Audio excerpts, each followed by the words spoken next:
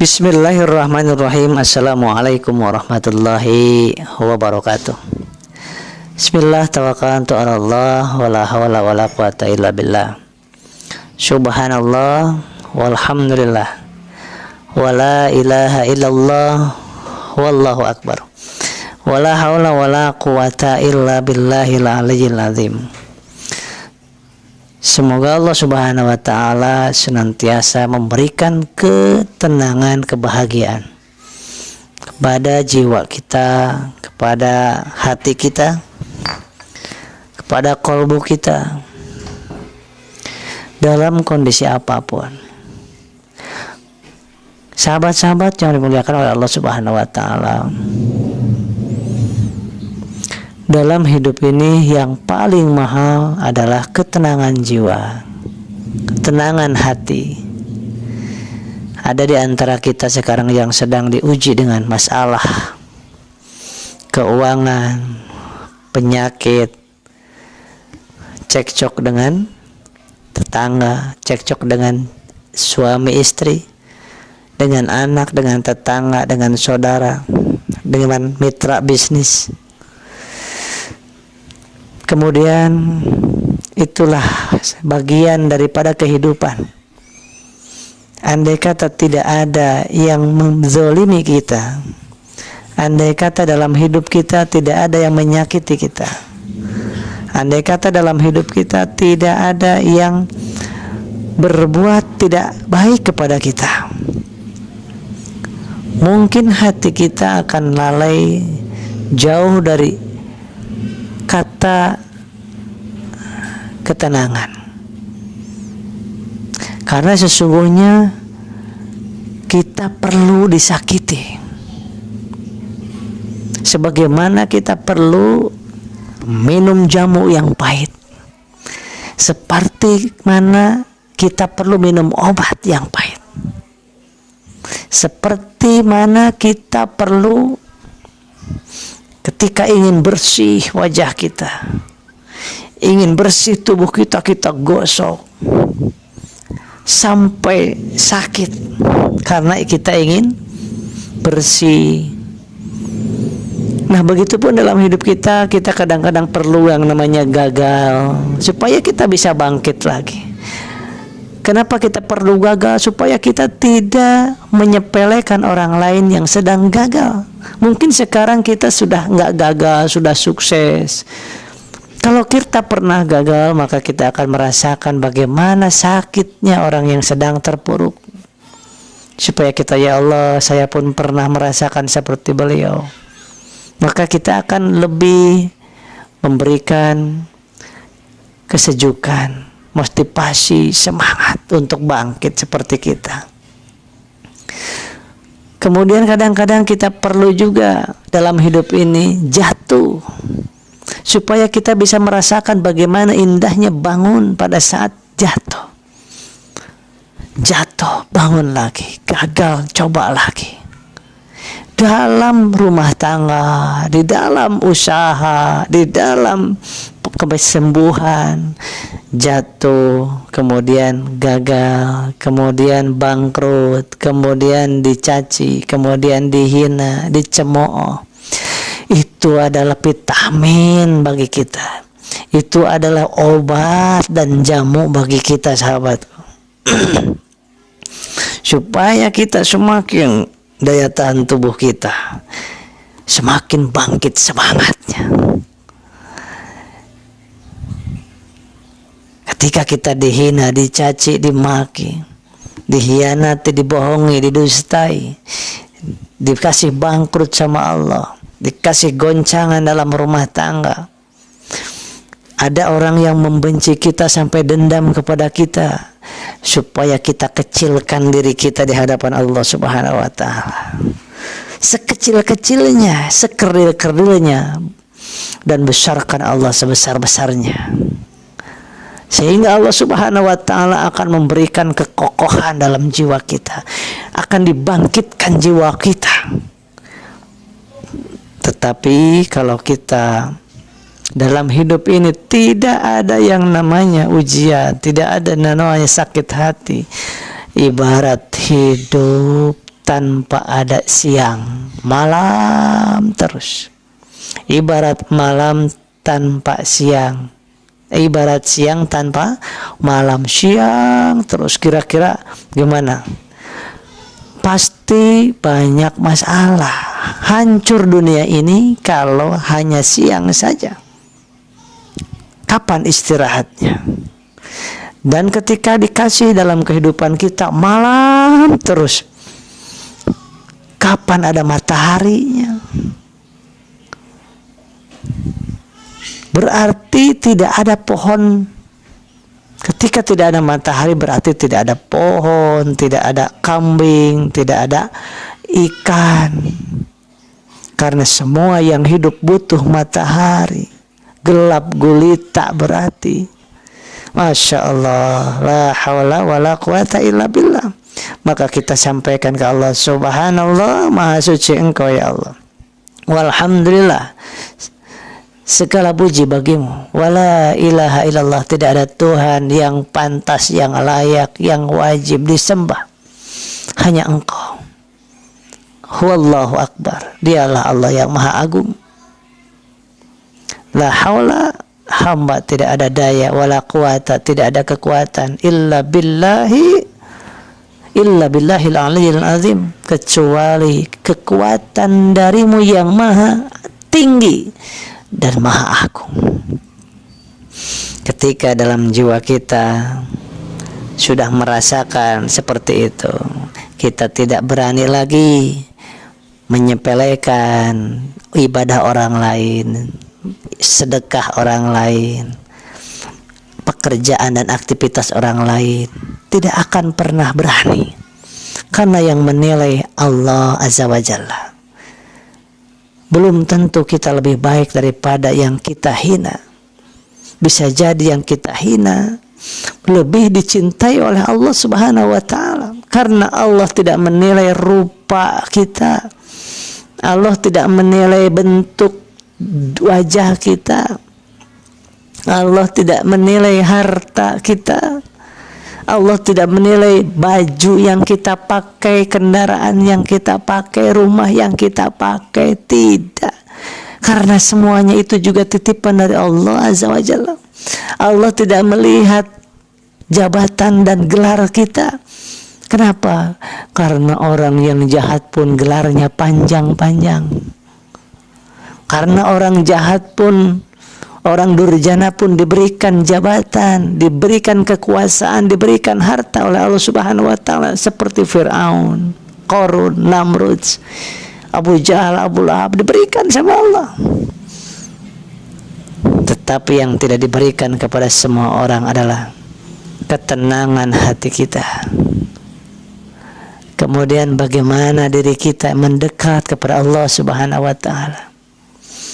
Itu yang membuat kita akan semakin menjadi pribadi yang lebih luar biasa.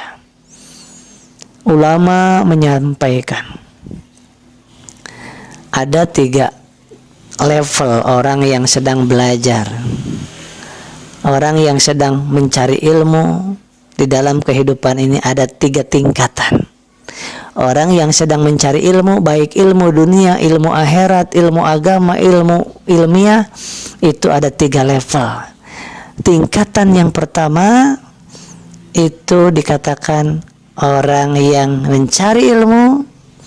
Level pertama ini bisanya mencaci maki orang, menghina orang. Ilmunya dipakai untuk ngetes orang, ilmunya dipakai untuk meminterin orang, ilmunya dipakai untuk apa?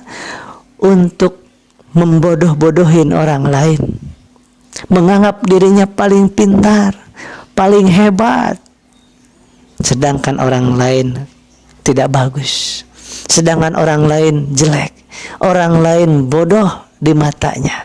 Maka itu level pertama, level yang paling murahan, yang paling rendah. Setinggi apapun ilmunya, ilmu agamanya, setinggi apapun ilmu duniawinya, kalau misalkan baru level pertama itu level anak TK. Level yang kedua adalah level lebih bagus daripada yang pertama. Dia mencari ilmu dunia, mencari ilmu agama, menghafal hadis, menghafal Al-Quran, menghafal ilmu-ilmu tauhid dan lain sebagainya, ilmu fikih. Dia semakin tawadu, semakin rendah hati, semakin malu kepada Allah, semakin takut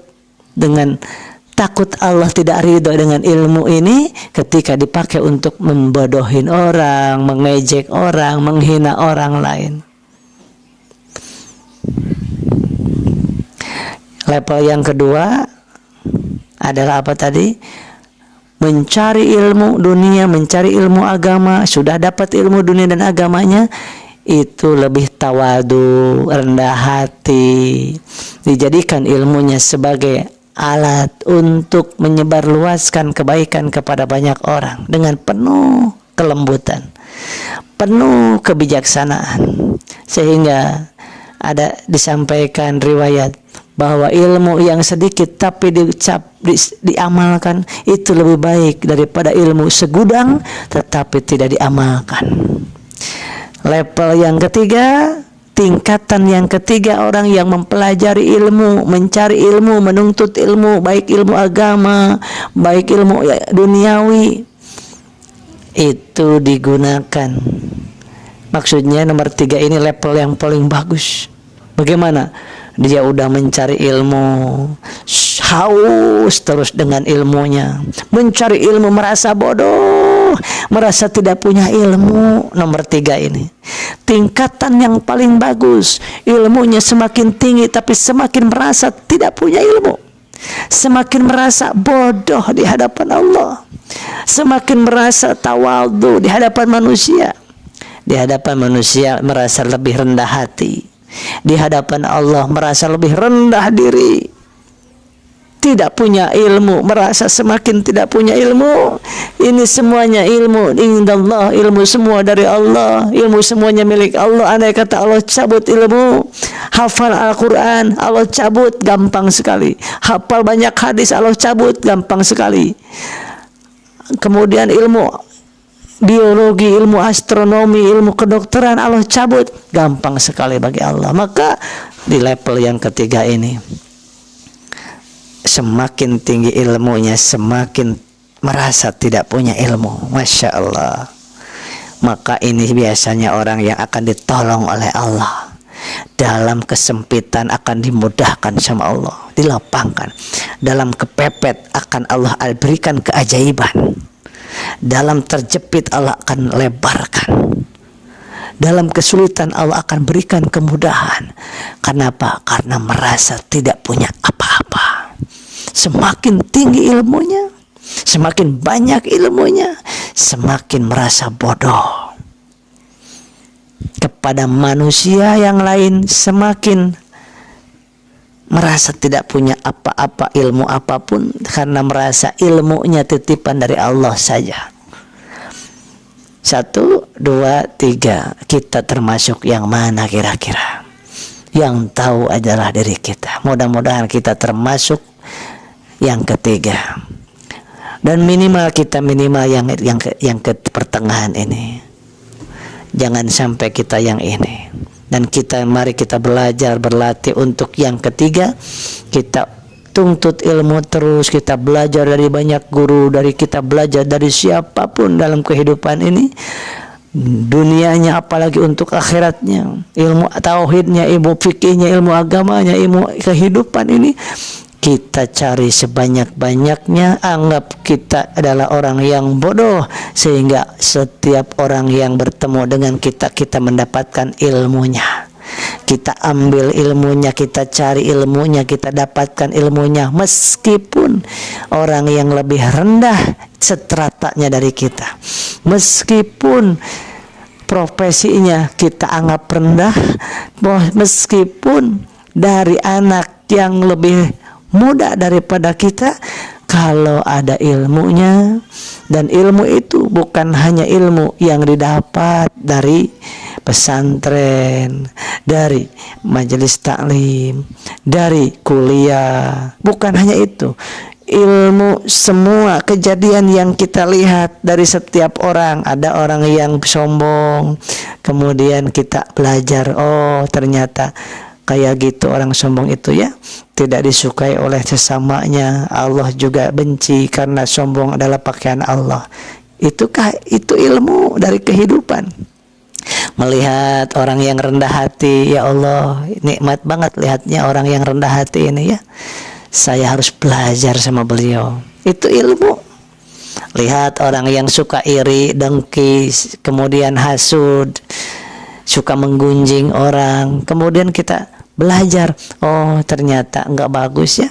Bisa jadi dia membicarakan diri saya di belakang, bisa jadi beliau membicarakan orang lain di belakang beliau, di depan saya.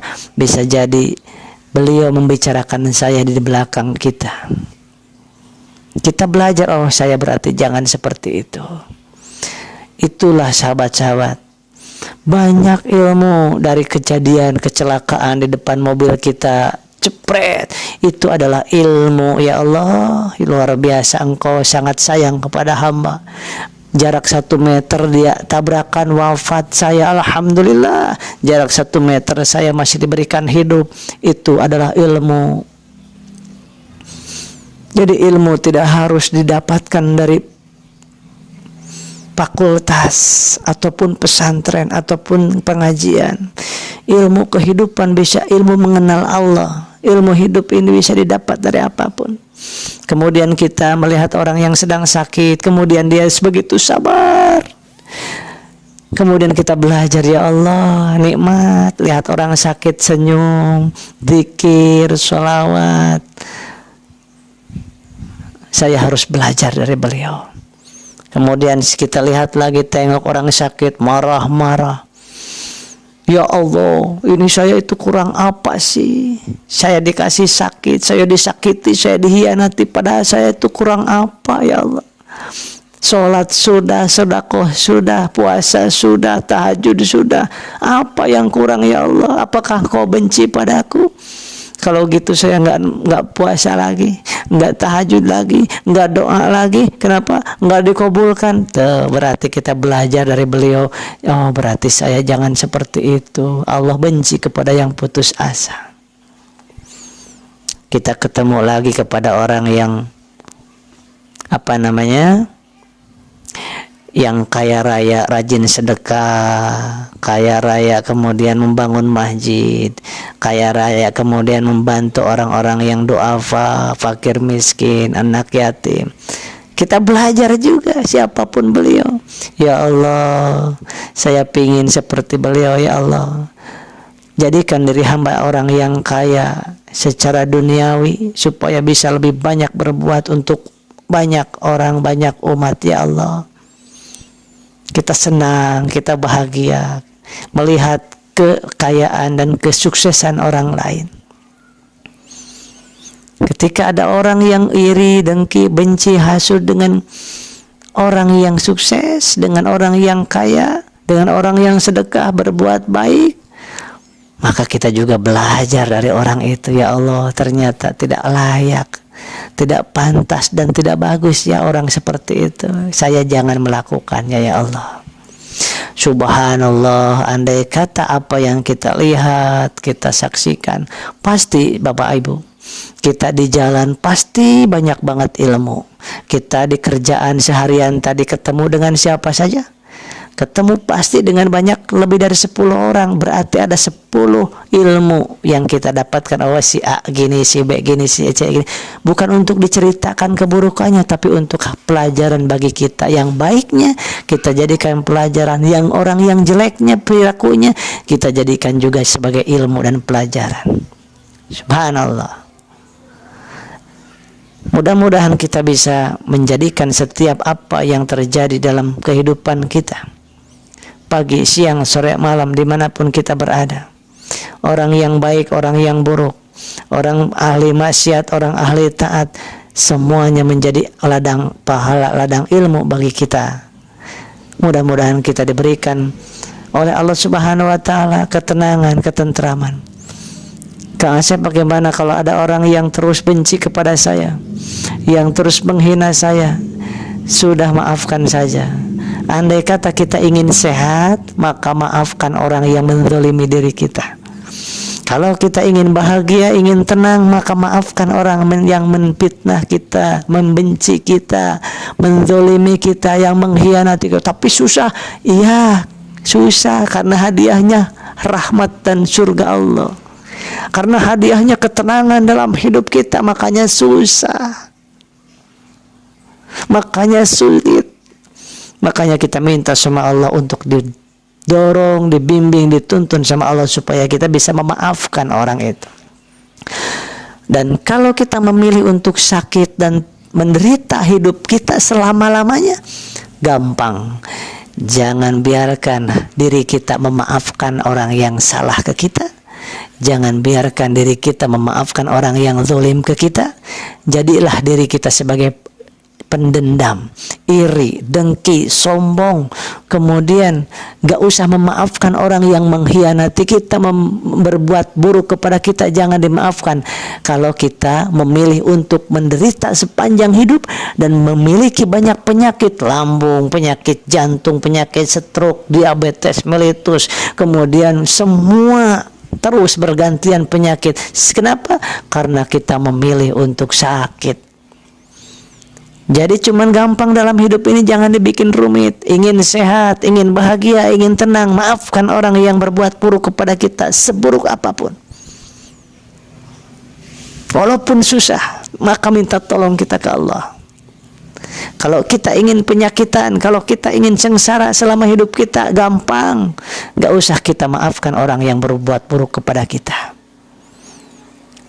Dan sahabat-sahabat yang dimuliakan oleh Allah Subhanahu wa Ta'ala, ketika kita merasa tidak pernah punya kesalahan seumur hidup kita, tidak pernah punya dosa selama umur hidup kita sampai detik ini, tidak pernah mengobrolin orang di belakang orang itu, tidak pernah kita melakukan kezaliman sekalipun dalam hidup kita, seumur hidup kita, dan tidak pernah menyakiti orang lain oleh lisan kita, oleh sikap kita sekalipun, maka pantas kalau kita tidak mau memaafkan kesalahan orang lain. Bolehlah kita pantas untuk menjadi orang yang pendendam kalau kita merasa belum pernah melakukan kesalahan satu kali pun dalam hidup ini, belum pernah berbohong dalam hidup ini sekalipun, belum pernah berdusta, belum pernah khianat sekalipun dalam hidup kita, maka boleh, silahkan, pantas untuk tidak mau memaafkan kesalahan orang lain. Tetapi saya yakin, seyakin-yakinnya bahwa diri saya pernah bohong dalam hidup saya. Saya seyakin-yakinnya pernah menyakiti orang lain. Saya yakin, seyakin-yakinnya pernah menzalimi orang lain seumur hidup saya. Mungkin waktu kecil, mungkin waktu remaja, disengaja ataupun tidak. Mungkin pernah ngomongin orang lain. Saya yakin pernah, saya pernah. Akui. Karena orang yang paling bahaya orang yang tidak mengakui bahwa kita punya salah. Oh, saya mah bener terus, saya mah nggak pernah dusta, saya mah nggak pernah zalim ke orang, saya mah nggak pernah menyakiti orang, saya nggak pernah sinis ke orang, saya mah nggak pernah iri ke orang. Alah, bohong. Coba ingat-ingat sahabat, kalau saya mengakui dalam hidup banyak khilaf dan dosa, baik yang orang lihat maupun yang tidak orang lihat, tapi Allah pasti melihatnya, dan mudah-mudahan diampuni dosa-dosa kita sahabatku. Andai kata kita punya salah kepada orang tua kita, kepada saudara kita, teman kita, tetangga kita, pasangan hidup kita, apa yang kita inginkan ketika kita punya kesalahan? Ingin apa? Ingin dimaafkan. Berarti orang lain juga kalau punya kesalahan ingin dimaafkan. Tapi Kang Asep udah keterlaluan dia. Masa sih bisa jadi? Apakah kita menurut Allah nggak bilang kamu itu yang keterlaluan? Aku azan, aku panggil dengan azan kamu diam aja, keterlaluan kamu.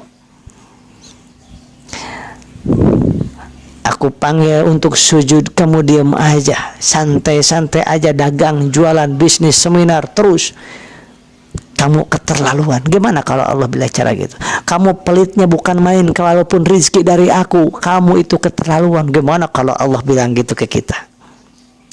Kamu itu tidak tahu balas budi. Apa yang kamu lakukan kepada orang tua kamu, menyakitinya, membentaknya, memelototinya, membanting pintu, kamu itu udah keterlaluan. Gimana kalau Allah ngomong gitu?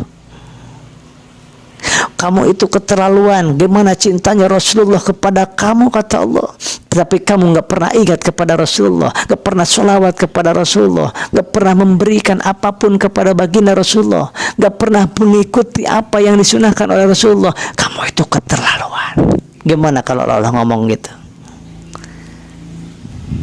Berarti ayo akui kita ini banyak dosa, banyak kesalahan kepada Allah, kepada Rasulullah, kepada orang tua, kepada pasangan hidup kita, kepada anak kita, kepada teman kita, pada saudara kita. Anggap diri ini berlumur dengan maksiat, supaya Allah senang kepada kita untuk mengampuni dosa-dosa kita. Tapi kalau kita merasa tidak punya kesalahan, itu bahaya yang sangat luar biasa bagi seorang hamba. Merasa tidak punya salah, merasa tidak punya dosa, merasa paling bagus ibadahnya, padahal bisa jadi tidak ada yang diterima ibadahnya, karena kita terlalu menghina orang, mencemooh ibadah orang, menghardik orang lain. Na'udzubillahi min dzalik. Mari kita bersalawat dulu kepada baginda yang mulia Rasulullah SAW. Mudah-mudahan kita, salawat kita, salam kita disampaikan oleh Allah kepada baginda Rasulullah. Dan di dalam riwayat ketika kita salawat, maka Rasulullah sedang mendengarkan dan memberikan doa kepada kita. Dan Rasulullah mengenal kita. Setiap kita titip salawat, titip salam dengan salawat, maka Rasulullah akan mengenal kita. Berapa kali dalam sehari? 100, 10, 1000 kali, 2000, 5000, 10.000 kita menyampaikan salawat kepada Rasulullah, maka sebanyak itulah kita dikenal oleh Rasulullah SAW. Mudah-mudahan kita dikenal oleh Rasulullah SAW sebagai umatnya, sehingga kita diberikan syafaat di yaumil mahsyar nanti. Innallaha wa malaikatahu yusholluna 'alan nabi ya ayyuhalladzina amanu shallu 'alaihi wa sallimu taslima. Mohon maaf, saya minum dulu.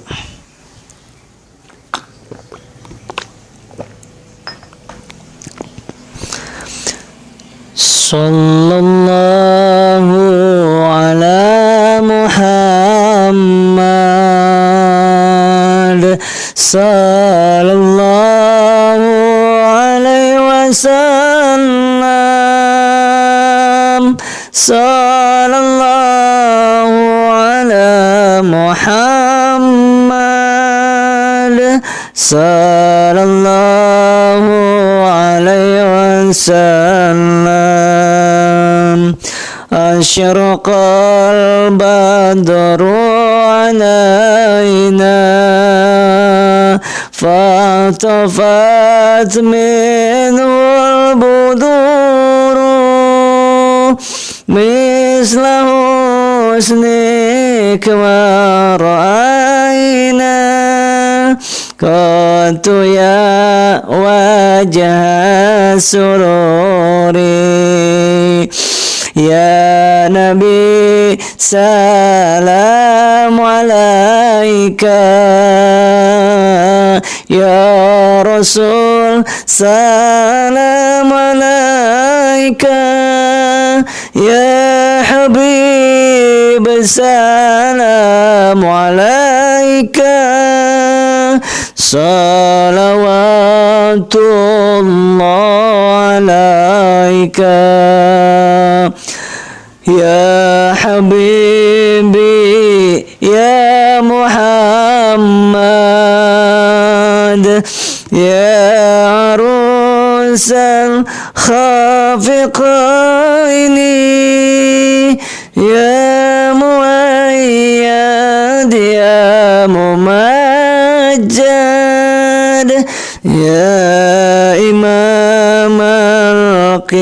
qiblataini. Sallallahu ala Muhammad, sallallahu alaihi wasallam, sallallahu ala Muhammad, sallallahu alaihi wasallam. Ya Nabi, salam alaika. Ya Rasul, salam alaika. Ya Habib, salam alaika. Salawatullah alaika. Allahumma sholli wa sallim wa barik ala sayyidina wa habibina wa maulana Muhammadin sallallahu alaihi wasallam. Sahabat-sahabat, kita doakan siapapun yang sedang sakit, mudah-mudahan Allah berikan kesembuhan dari sakit lahir dan batinnya. Orang tua kita yang sedang sakit, yang sedang menderita, yang sedang banyak hutang, yang sedang apapun yang terjadi pada ibu kita, mudah-mudahan Allah Subhanahu wa taala mengangkat harkat derajat ibu dan ayah kita. Amin ya Allah ya rabbal alamin, dunia hingga akhirat kelak. Dan kita doakan siapapun yang merindukan jodoh, yang belum dapat jodoh, mudah-mudahan Allah tumbuhkan, Allah berikan, Allah anugerahkan, Allah karuniakan jodoh yang terbaik menurut Allah Subhanahu wa taala. Dan yang belum punya anak keturunan, mudah-mudahan Allah karuniakan keturunan kepada siapapun yang betul-betul merindukan anak keturunan, yang udah bertahun-tahun, udah puluhan tahun, udah belasan tahun merindukan anak. Mudah-mudahan Allah berikan keturunan yang baik, soleh dan solehah. Dan bagi kita yang sudah diamanahkan berupa anak, mudah-mudahan kita sebagai orang tua bisa menjadi contoh kebaikan bagi anak-anak kita, dan kita dijadikan sebagai orang tua yang bisa membawa anak-anak kita kepada mengenal Allah, mengenal baginda Rasulullah, mengenal jalan hidup kepada akhirat, dan mengenal bagaimana kehidupan Rasulullah SAW, sehingga anak-anak kita cinta kepada Rasul, cinta kepada Allah, cinta kepada Al-Quran, cinta kepada sholawat, sehingga anak-anak kita menjadi asbab kita dimasukkan ke surganya Allah Subhanahu wa taala. Dan siapapun yang sedang terlilit hutang, terlilit angsuran, terlilit riba, terlilit kesulitan ekonomi, mudah-mudahan Allah mudahkan dalam ikhtiarnya, Allah mudahkan dalam perdagangannya, Allah mudahkan dalam bisnisnya, dan Allah berkahi perdagangan, perbisnisan dan ikhtiarnya. Dan kita doakan Indonesia, negeri kita tercinta ini, mudah-mudahan Allah lindungi, Allah selamatkan, Allah angkat wabah, Allah angkat bencana, Allah angkat dan berikan oleh Allah hujan yang berkah, hujan yang biasa, hujan yang membawa berkah. Jangan biarkan, jangan diberikan hujan yang membuat banjir, bala, bencana. Mudah-mudahan Allah angkat semua bencana dan bala di negeri tercinta ini, dan mudah-mudahan Allah lindungi negeri kita tercinta ini dari apapun yang mencelakakan bangsa dan negara kita yang tercinta ini. Mudah-mudahan negeri yang tercinta ini juga diberikan oleh Allah baldatun thayyibatun warabun ghafur. Al-Fatihah. A'udzu billahi minasy syaithanir rajim. Bismillahirrahmanirrahim. Alhamdulillahi rabbil alamin. Ar-Rahmanir Rahim. Maliki yaumiddin. Iyyaka na'budu wa iyyaka nasta'in. Ihdinas siratal mustaqim. Siratal ladzina an'amta 'alaihim ghairil maghdubi 'alaihim waladdallin.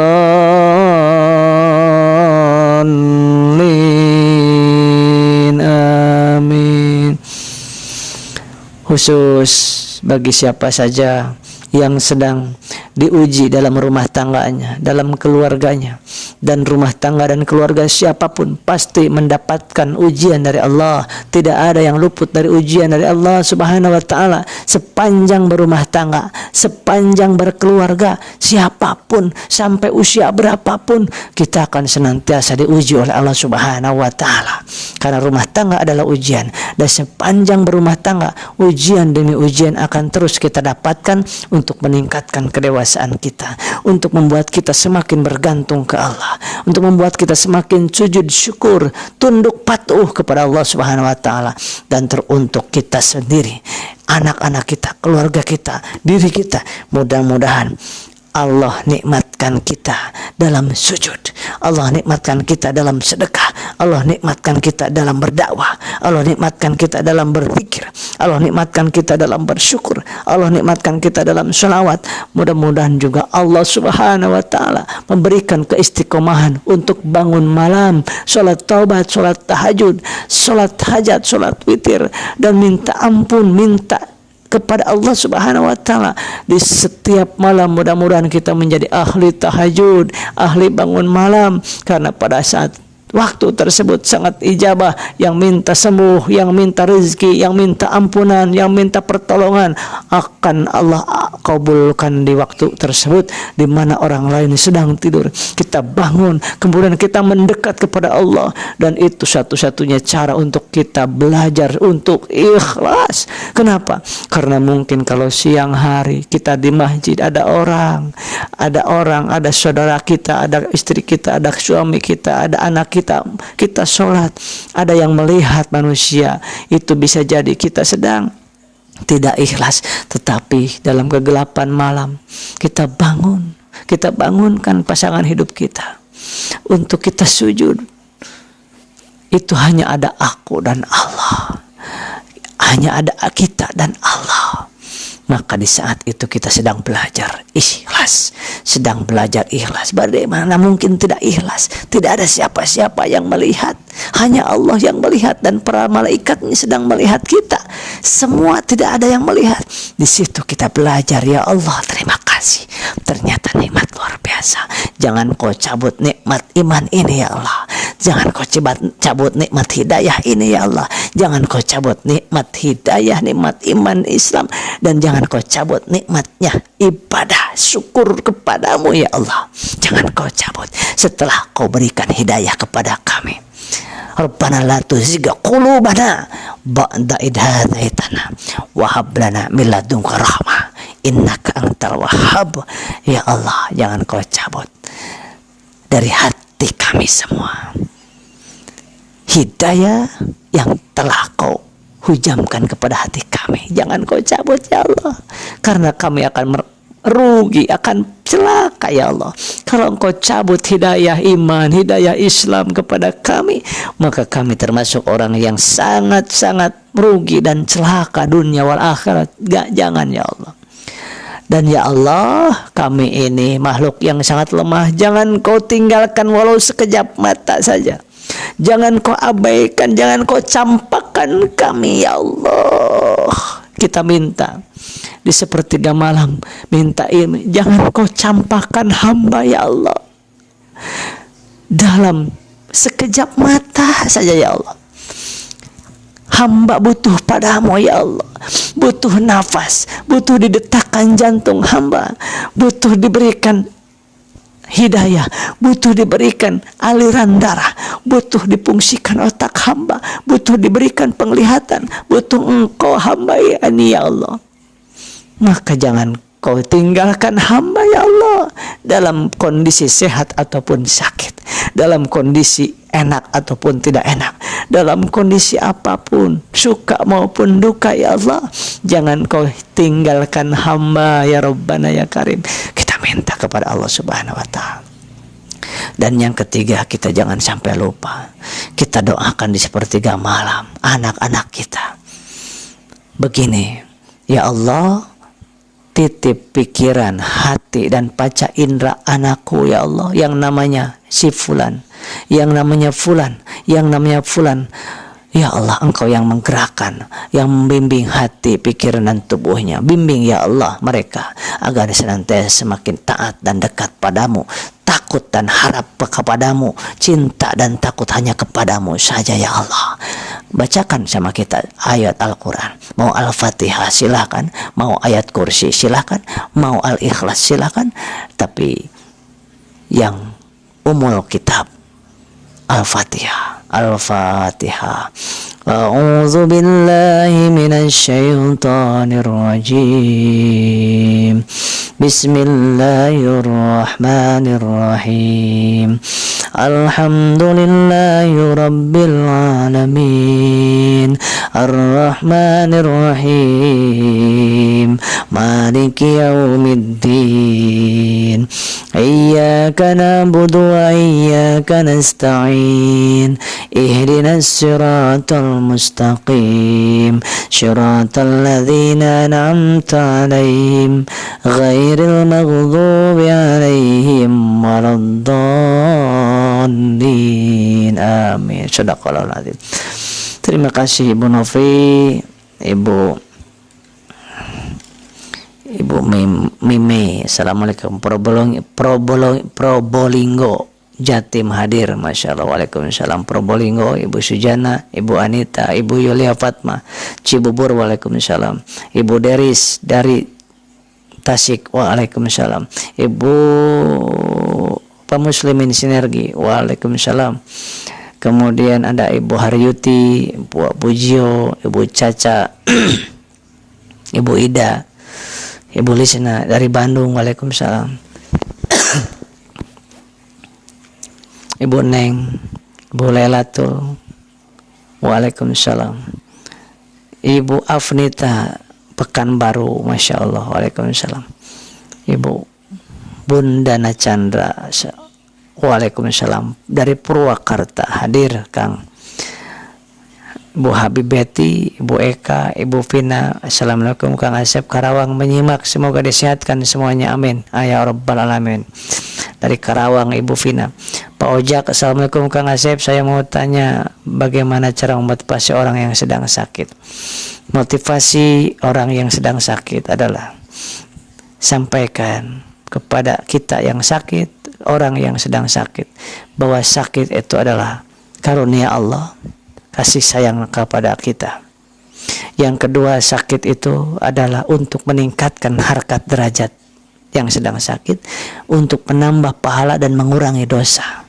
Yang ketiga, kita sampaikan kepada orang yang sakit bahwa bisa jadi Pak, Bu, Bapak yang sedang sakit fisiknya, saya sedang sehat fisiknya, saya dan Bapak sedang diuji oleh Allah Subhanahu wa Ta'ala. Bisa jadi Bapak lebih mulia daripada saya. Mungkin saya lalai ke Allah sedang sehat ini, tapi Bapak terus mengingat Allah, istighfar terus, Bapak bisa lebih mulia daripada saya. Yang keempat, kita sampaikan bahwa tidak ada sakit satu pun, sedikit pun, maka Allah dengan sakit itu akan menghapuskan, menggugurkan dosa-dosa kita. Yang kelima, kita sampaikan kepada orang yang sakit itu, Bapak, Ibu yang sedang sakit, sakit bukan tanda Allah benci kepada kita. Apa sebab? Karena Nabi Ayub, seorang nabi, kemudian sangat dicintai sama Allah, diberikan sakit selama lebih daripada 16 tahun sakitnya. Berarti sakit bukan berarti Allah benci kepada kita, tetapi sakit adalah sebagai tanda sayang Allah kepada kita. Sampaikan kepada beliau. Dan Allah ketika sayang sama hambanya, maka Allah berikan sakit kepada kita. Karena dengan sakit itu kita lebih banyak berzikir, lebih ingat Allah dibandingkan sehat. Dosa kita lebih banyak pada saat kita sedang sehat dibandingkan sedang sakit.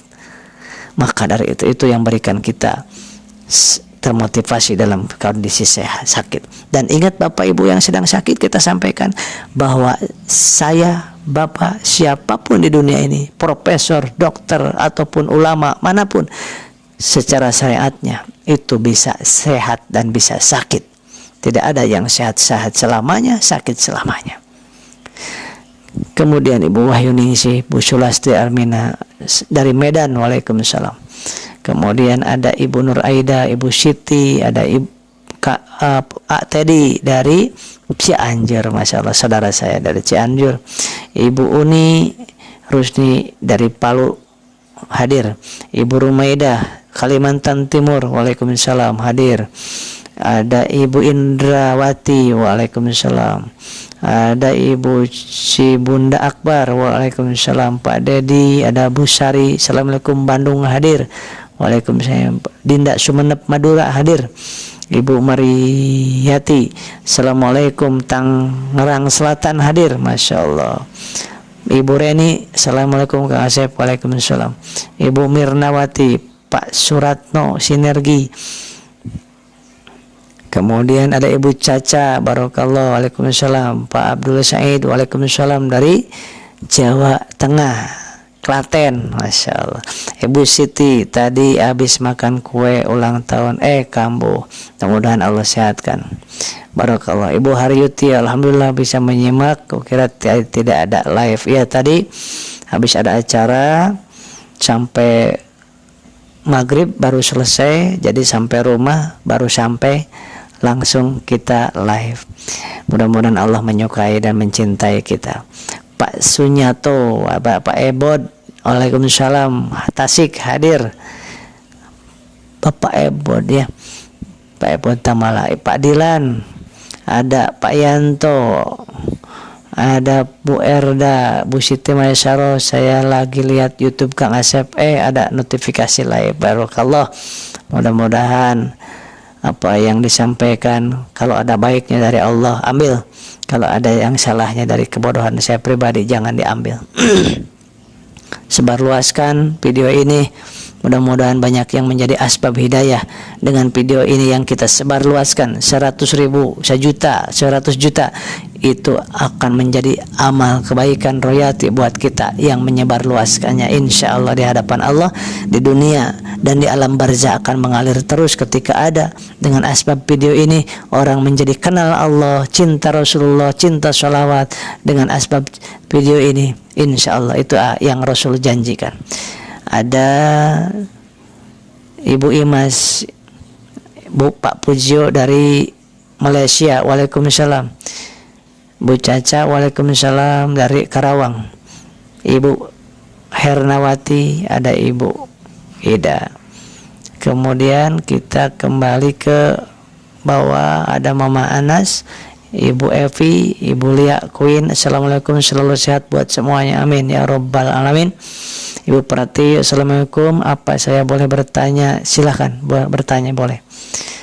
Ibu Anita Andriani, assalamualaikum, Bogor hadir menyimak.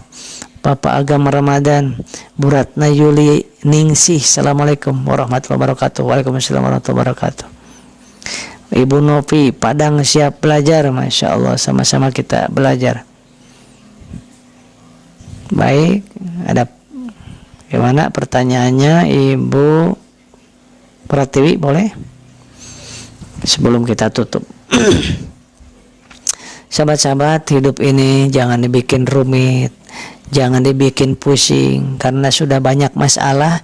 Jangan diperumit lagi dengan mikirin nilai orang, mau nilai baik negatif, positif, udah maafin aja lah, maafin aja, senyumin aja, akan bahagia loh Pak. Kita akan bahagia loh Bu, ketika kita udahlah, orang mau berbuat apa kepada saya nggak apa-apa, yang penting saya berusaha untuk melakukan apapun yang bisa kita lakukan dengan harapan Allah suka kepada kita. Udah itu aja, udah itu aja. Ada apapun jangan mempersulit diri, belum mampu jangan memaksakan diri, tetapi dalam hal dunia. Tapi dalam hal akhirat, kalaupun belum mampu, kita paksakan. Belum mampu sholat khusyuk, kita paksakan sholat. Malas baca Quran, kita paksakan baca Quran. Nanti lama-lama akan menjadi kebiasaan. Kita malas bangun malam, kita paksakan saja. Mudah-mudahan Allah membangunkan kita dan memberikan kekuatan kepada kita. Kemudian kita betul-betul ketika kita nggak mau ribet dalam hidup ini, jangan dibikin ribet. Udah serahin ke Allah aja, udah serahin. Nikmat hidup ini, dan jangan terlalu berharap orang lain baik kepada kita. Udah kita aja berbuat baik sama mereka. Dan jangan berharap orang lain berubah. Jangan berharap orang lain berubah. Saudara kita berubah, anak kita berubah, suami istri kita ingin merubah suami saya ingin merubah istri saya. Gak usah, kita yang berubah udah. Karena kita mati sendiri-sendiri, gak bakal bareng-bareng kan. Kebanyakan orang itu sendiri-sendiri, walaupun dikatakan sehidup semati, tetap aja matinya sendiri-sendiri, menghadap Allahnya sendiri-sendiri. Maka mari kita sama-sama kita berbuat baik saja. Orang lain, saudara kita, teman kita, pasangan hidup kita, cukup kita ajak kebaikan, kita beri contoh, kita doakan. Yang memberikan perubahan Allah aja, udah biarin aja. Besok yang akan terjadi terserah Allah, tapi kita wajib punya planning, punya rencana. Tapi yang terjadi serahin ke Allah. Udah, jangan sok tahu. Kalau kita sok tahu, kita menderita hidup ini. Hidup ini sudah banyak menderitanya. Jangan ditambah-tambah lagi menderita dengan sok tahu kepada Allah. Kemudian jangan ditambah lagi penderitaan kita dengan mengingat-ingat masa lalu orang lain. Wah, dulu pernah disakiti oleh dia. Udah, lepaskan aja masa lalu itu. Lepaskan, ridhokan masa lalu itu, serahkan kepada Allah. Udah, janji Allah kok. Siapa yang berbuat baik, Allah akan balas kebaikannya. Siapa yang berbuat buruk, akan Allah balas keburukannya. Udah, kita milih berbuat baik atau buruk. Gitu. Memang susah berbuat baik itu, memang susah berbuat ridho itu, syukur itu susah, sabar itu susah, ikhlas itu susah, tawakal itu susah. Karena ada musuh kita yang nyata, innahu fi dhalalim mubin. Ada setan dan iblis musuh kita yang nyata, yang tidak pernah suka kalau kita ridho, syukur, sabar, ibadah, zikir. Si iblis tidak akan rela. Maka kita susah, berat untuk melakukan kebaikan itu. Karena hadiahnya surga, bukan hadiahnya sena jepit. Kalau hadiahnya sena jepit, pasti mudah mungkin berbuat ridho, syukur, sabar. Ibu Deris dari Tasik, sehidup sesurga Kang, alim sehidup semati. Nah, ini bagus nih. Kita dengan istri kita, dengan suami kita, dengan anak kita ingin sehidup sesurga. Bagus banget nih kata-katanya. Bener. Gak mau sehidup semati. Ada gak suaminya meninggal, istrinya saya mau ikut meninggal mau masuk ke kuburan? Ada gak? Gak ada. Kalau suaminya wafat, istrinya gak mau ikut wafat. Padahal tadinya kita ini bakal sehidup semati. Padahal bohong. Bener gak? Istrinya wafat, suaminya gak mau wafat, ikut-ikutan. Padahal bilangnya kita sehidup semati. Bohong. Yang jelas itu yang cintanya kepada kita full, powerful cintanya, perhatiannya, kasih sayangnya, gak ada yang lain kecuali Allah Subhanahu wa ta'ala. Ibu bapak kita itu cinta dan sayang kepada kita, tapi Allah jutaan kali lipat cintanya dan perhatiannya ke kita. Ada enggak orang tua yang meninggalkan anaknya? Ada enggak orang tua yang mengusir anaknya? Ada. Ada enggak orang tua yang membunuh anaknya? Ada. Allah tidak pernah. Allah yang lebih baik dari siapapun yang ada di dunia ini. Yang kedua, yang lebih cinta kepada kita adalah Rasulullah yang mulia. Cintanya dunia hingga akhirat, cinta kepada kita melebihi cintanya beliau kepada istrinya, melebihi cinta beliau kepada anak cucunya. Beliau cinta kepada umatnya. Ada Pak Irfan, assalamualaikum, semoga sehat selalu, amin ya Allah, ya Allah ya Rabbal alamin. Pak Buyung, barakallah. Bu Haryati, 1 pekan bangun sholat malam, alhamdulillah, Allah sudah sembuhkan rasa cemas yang berlebihan dan rasa panik, masya Allah, la quwata illa billah. Alhamdulillah, bersyukur kepada Allah karena memang udah janji Allah, siapa yang bangun malam sholat tobat, sholat tahajud, kemudian sholat hajat, sholat witir, kemudian mohon kepada Allah, maka dalam hadis kutsinya Allah menyampaikan, aku malu kalau tidak aku ampuni, aku malu kalau tidak aku tolong, aku malu kalau tidak aku kabulkan doanya. Masya Allah, luar biasa. Pak Joni, Allahumma sholli ala Sayyidina Muhammad sallallahu alaihi. Ada Pak Roni, ada Neng Iva, senyum membawa berkah. Ibu Caca, tahajud atau sholat tobat sebaiknya jam berapa? Tidur dulu atau enggak? Maaf bertanya. Para ulama yang masyhur menyampaikan sholat tahajud itu baiknya tidur dulu. Sholat taubat boleh kapan saja, sebelum tidur, sesudah tidur.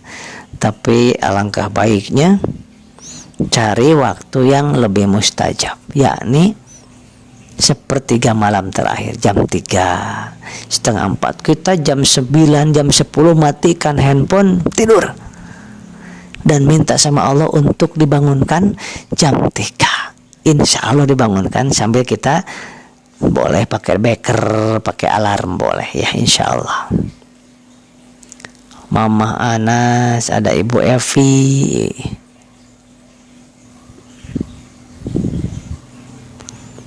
kemudian Ibu Yulia Fata, bener banget Pak, tausiahnya sangat tersentuh di hati saya, makasih. Baru kalau Ibu Yulia dari Cibubur. Ibu Meme, semoga menjadi keluarga dunia akhirat, amin ya Allah ya Rabbal alamin.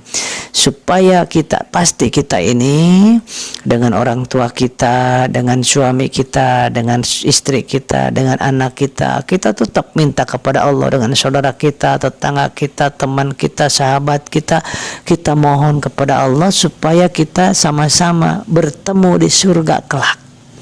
Bagaimana caranya?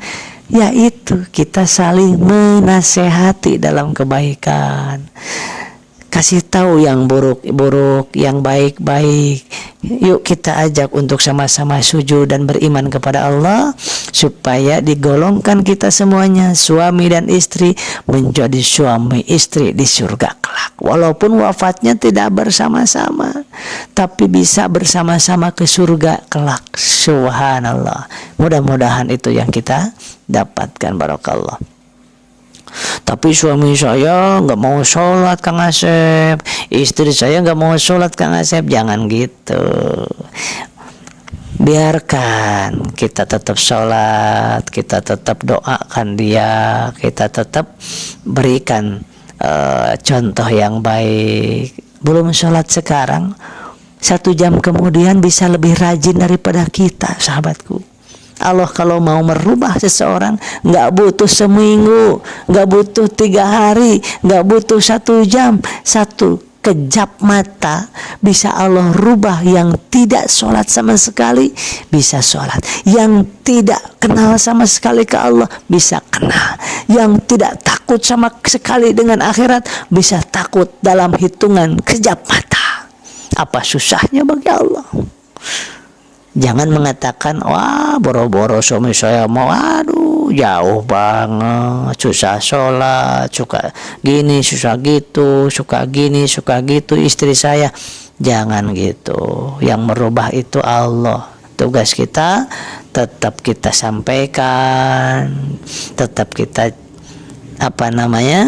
husnudzon kepada Allah, tetap kita kasih contoh. Kita aja berbuat baik, udah biarin beliau belum berbuat baik, tapi kita tetap doakan. Ya muqallibal qulub sabit qalbi ini.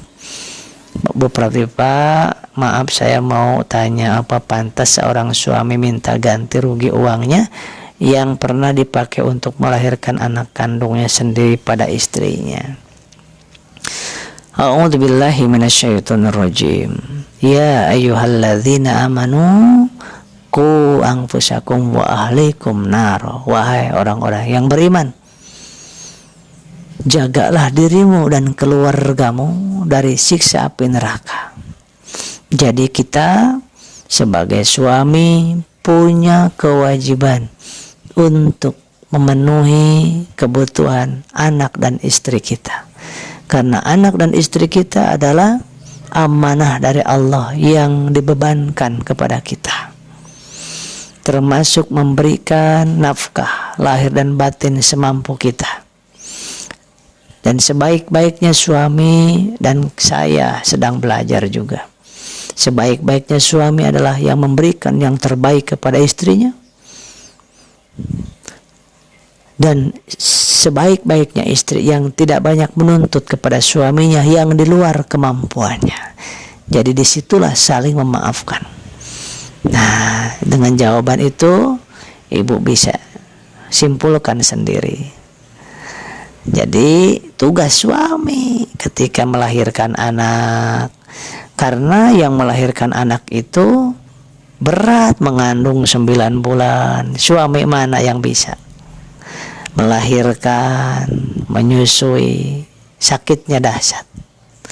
Maka seorang suami kita ini belajar untuk menghargai istri. Sedikit demi sedikit belajar kita ini. Karena melahirkan mungkin ada penyebab lain biasanya ibu. Saya ya kira jarang sekali seorang suami meminta ganti rugi dari apa yang sudah pernah beliau keluarkan pada saat melahirkan anak kandungnya. Jarang sekali yang konsultasi ke saya menyampaikan hal ini. Walaupun ada kejadian, ini mungkin ada sebab musababnya. Mungkin sedang ada masalah yang besar sehingga masalah ini menjadi masalah sekunder, merembet kemana-mana. Yang tadinya nggak dipermasalahkan hal ini, tapi karena ada masalah yang lebih besar, ini jadi terucap dari kata-katanya. Mungkin kemungkinan begitu dari selama ini konsultasi rumah tangga seperti itu. Berdoa kita kepada Allah, minta diberikan suami istri disatukan dalam taat, dalam tauhid, hanya kalimat la ilaha illallah, hanya sujud bersama-sama antara suami dan istri. Hanya dengan doa bisa merubah sekeras apapun hati istri kita, hati suami kita. Karena suami kita bukan Fir'aun. Fir'aun saja diberikan tausiah, ceramah oleh Nabi Musa dan Nabi Harun. Di detik-detik terakhir kematiannya, Fir'aun yang mengaku Tuhan itu, durjana yang sangat luar biasa, di detik-detik kematiannya,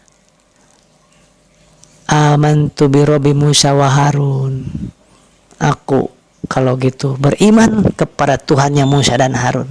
Tetapi nafasnya sudah di tenggorokan, tidak diterima lagi tobatnya. Dan suami kita itu bukan seburuk Fir'aun. Jadi sangat mungkin banget Allah rubah. Yang penting kita sebagai istri berubah dulu lebih baik ke Allahnya. Kita perbaiki hubungan baik dengan Allah, maka Allah akan memperbaiki hubungan baik kita dengan suami dan anak kita. Barakallah. Ada Ibu Nyai, ada Ibu Pak Hasan Arifin, Pak Herman. Assalamualaikum. Salam kenal dari Bekasi, Masya Allah, dekat dari Bekasi. Ibu Sulastri, Ibu Ida, Bu Anis Ngawi, minta doanya biar cepat punya keturunan. Amin ya Allah ya Rabbal Alamin. Mudah-mudahan Allah memberikan keturunan. Masya Allah. Ada guru saya Bapak Hasan Basori, Pak Haji Hasan Basori, dari Tangerang. Barakallahu Pak Haji Hasan Basori, mohon maaf lahir batin. Masya Allah. Ibu Caca minta petunjuk, saya masih ada di area riba atau hutang, piutang angsuran, tapi saya mau lepas dari semua itu, termasuk saya ikut PTBS. Ada doa atau amalan yang disampaikan oleh baginda Rasulullah SAW kepada Mu'ad bin Jabal. Maukah kamu aku beri amalan supaya kamu tidak terlilit hutang? Mau. Maka Rasulullah menyampaikan surat Al-Imran ayat 26-27. Silahkan kita baca. Saya pun sama, Bu. Di 2 tahun yang lalu saya pun terlilit hutang dan riba 1,3 miliar. Kita lazimkan sholawat minimal 1.000, 4.000 sehari. Ikhtiar maksimalkan, sholat duha maksimalkan, sholat malam kita maksimalkan. Kemudian kita juga lakukan sedekah makanan, sedekah baju, sedekah uang, apapun sedekah. Wallahu alam. Pak Imam Santosa dari Lampung, barakallah. Pak Ibu Punga Laura, Ibu Nurfani Siregar, Pak Andi Andriansyah, assalamualaikum. Dari Garut Pak Andi, masya Allah. Baik, demikian sahabat, mudah-mudahan Allah mengampuni dosa-dosa kita dan memberikan kekuatan kepada iman dan Islam kita, dan Allah titipkan harta yang berkah melimpah untuk dakwah, untuk ibadah, untuk mencari berkah dunia dan akhirat. Amin ya Allah ya Rabbal alamin. Demikian, assalamualaikum warahmatullahi wabarakatuh.